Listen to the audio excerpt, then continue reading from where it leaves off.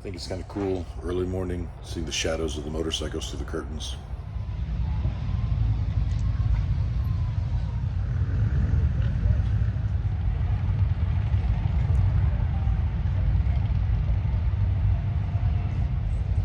Well, good morning, YouTube.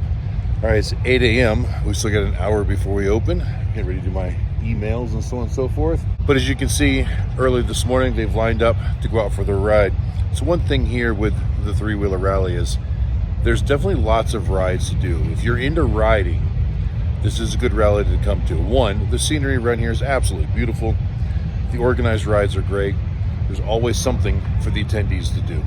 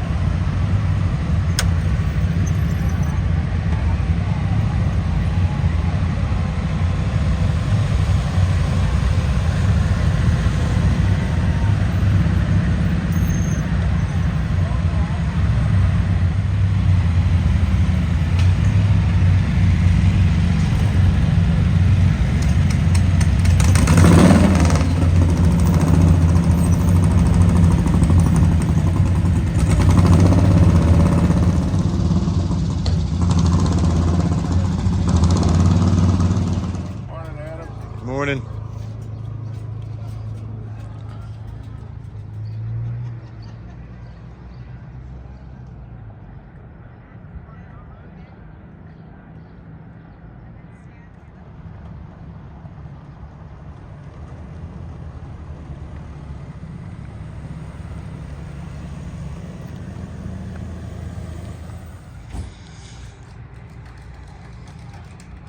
All right, while I was doing my emails, the guys got everything all opened up, and we're prepping this first lift here because we've got to do something a little bit different today.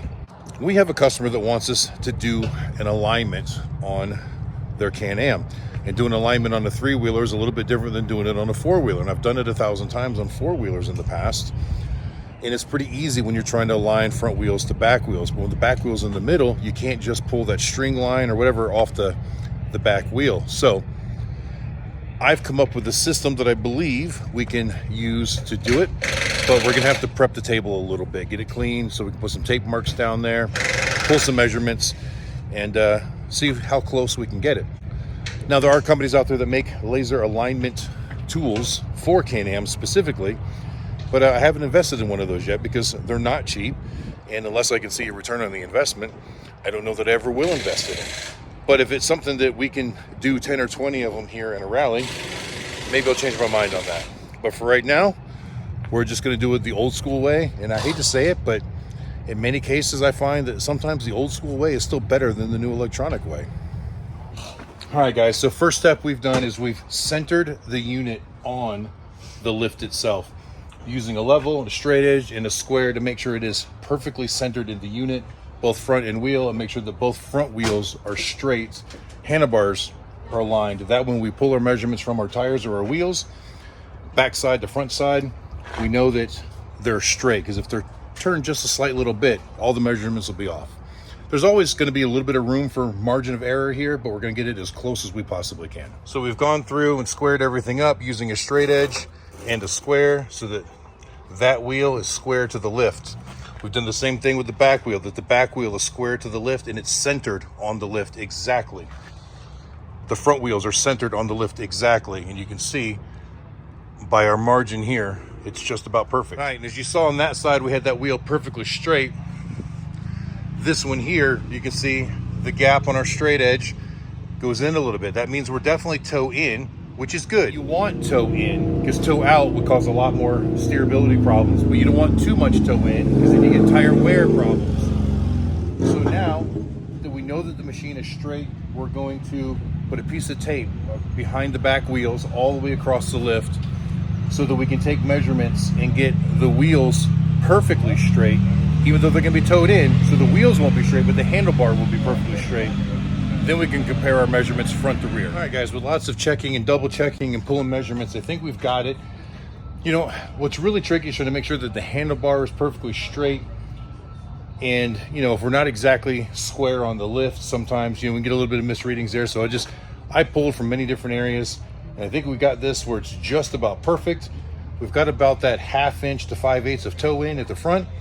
Should be just perfect. So now I'm going to take it down and road test it and see how it does. All right, so I took the F3 for a road trip, and everything seems to be pretty good on it. I talked to the customer afterwards. He wasn't having any real issues. He had just put new tires on us. We really wanted to double check everything. And it's pretty good because, you know, my findings, everything was pretty much spot on. So I wanted to make minimal adjustments because if something's right, don't mess with it. You see Laura showed up on her sporty trike to visit Chip.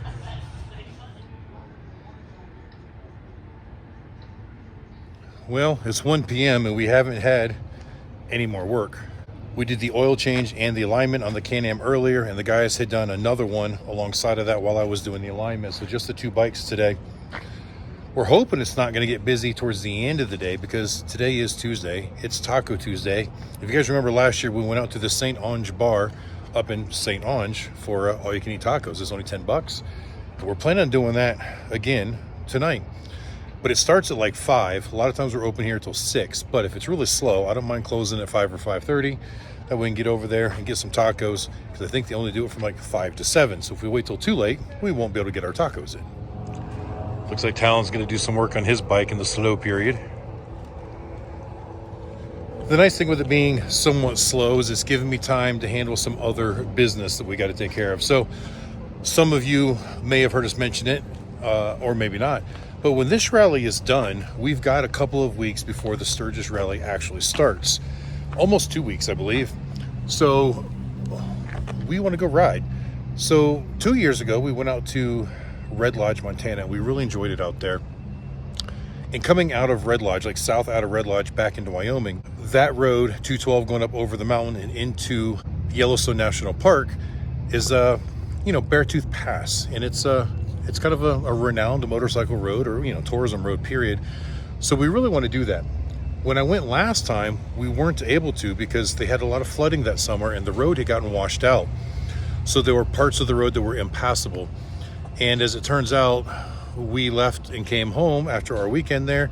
And as soon as we got back to Rapid City, they opened the road. So we just missed it. Last year, we weren't able to go out there. So this year, we're going to do it again. The plan is to spend 2 nights in Red Lodge and then drive into Yellowstone via that way, spend a night in Gardner, come back down into Yellowstone, do some sightseeing around there, and then go spend a night in West Yellowstone, Montana, then come back into the park, do some more driving, and then head back east towards like Cody, and then just kind of meander our way back this way, whatever way we choose. So yesterday, we pretty much set our plan kind of in stone, and we booked the 4 nights hotels already. We're not taking Goliath. Goliath will remain parked over here for the time being, and we're just going to go on the motorcycles, except for Katie. Katie wants to rent a car. The rental car idea is not a bad one because we've got Jessa to deal with. We got the dog. We can't just leave her in Goliath for 2 weeks while we're gone, and she doesn't travel very well on the motorcycles. She might like it. We've never done a long trip with her on a motorcycle before. But this way, Jessica can ride with Katie. Katie's not sure she can handle that long of a ride either. Remember, she's still a fairly new rider. And with some of her disabilities, being on the bike too long causes her some pain and discomfort. So she decided she's just going to drive in a rental car and follow us everywhere. But Amanda, Talon, and I will be on the motorcycles. But anyway, with a slow day, it's given us time to arrange all that. I'm trying to figure out rental car right now. I've got the hotels booked. So it gives us some time. And then I also found out today that James isn't going to be able to work Sturgis with us this year. Now, you guys remember James last year? He worked over the tire tent with Mike, and he's not going to be able to make it. So now I've got to find a replacement for him.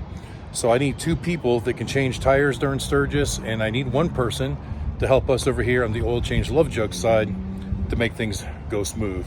So if any of you are going to be out here in Sturgis and you want to work while you're out here, you know, hit me up, shoot me an email, let me know, and maybe we can make something work out.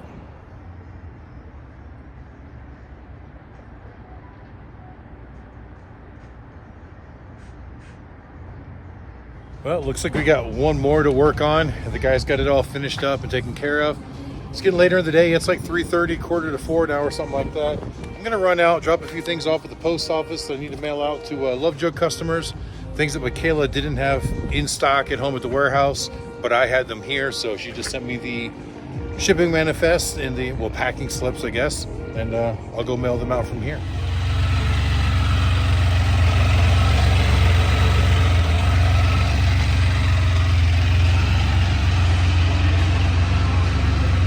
Just before closing, and we got 2 more Can-Ams in, so now it's about 20 after 5.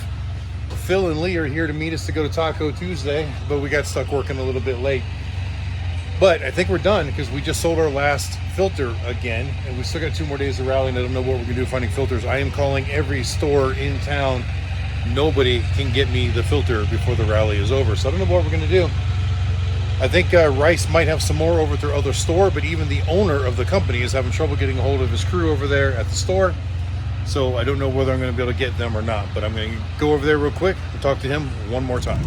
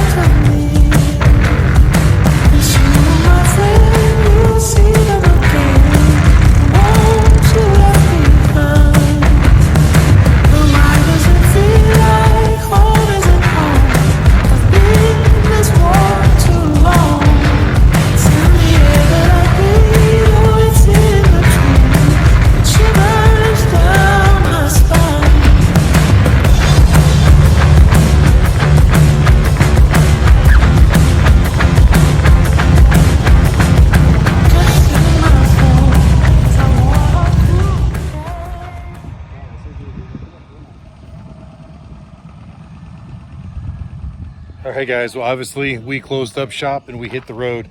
We are now in St. Onge at the St. Onge bar. The 8 of us rode together. We had 4 bikes and 4 trikes, a group of 8.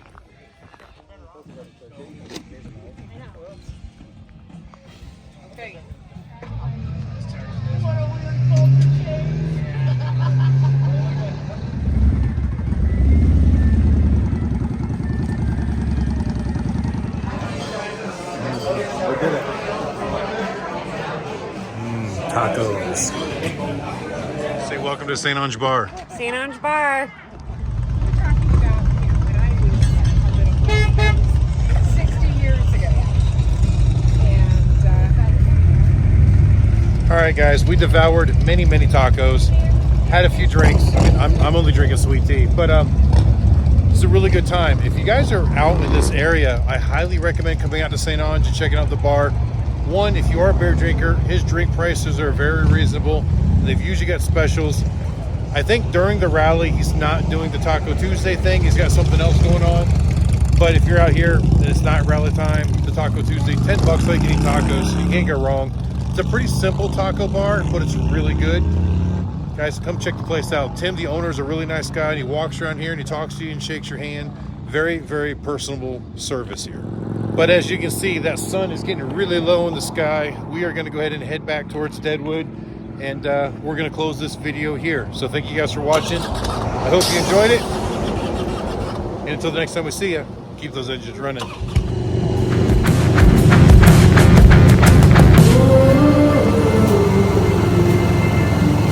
Home to the mountain.